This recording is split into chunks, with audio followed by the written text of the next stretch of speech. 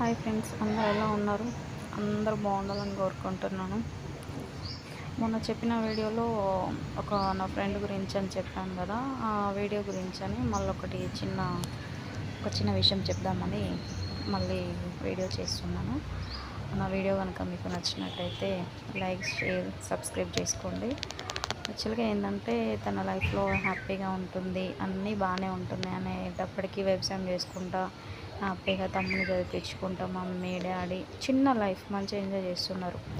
ఆ లైఫ్లోకి తన వచ్చాడు. ఓకే, బాగానే ఉంది, స్టడీ చేసుకుంటున్నారు. జాబ్ ప్రిపేర్ అయిదామని అనుకునే లోపు వాళ్ళ డాడీకి హెల్త్ ఇష్యూ అని సడన్గా మళ్ళీ వ్యవసాయంలో కొంచెం లాస్ రావడం వల్ల కొంచెం దెబ్బ మీద దెబ్బ తగ్గడంతోనే ఏం చేయాలి స్థితిలాట ఉండిపోయాడు. పోనీలే ఇంకేదైనా అయిపోతుంది మళ్ళీ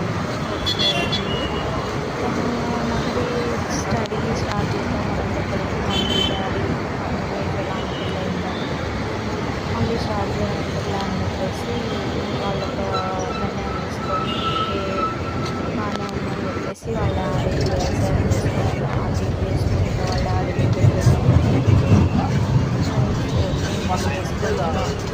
బాగానే ఉంది వాళ్ళ లైఫ్ చేసుకుంటా నడుచుకుంటూ బాగానే ఉంది. కాకపోతే ఏంటంటే తను వాళ్ళ పర్సన్ లవ్ చేయడం ఇలాంటివన్నీ కూడా తన లైఫ్లో జరిగింది. ఏంటంటే తను ఏమనుకున్నాడు, ఓకే బాగానే ఉంటుంది తనతో అని అనుకుంది. కానీ వాళ్ళ డాడీ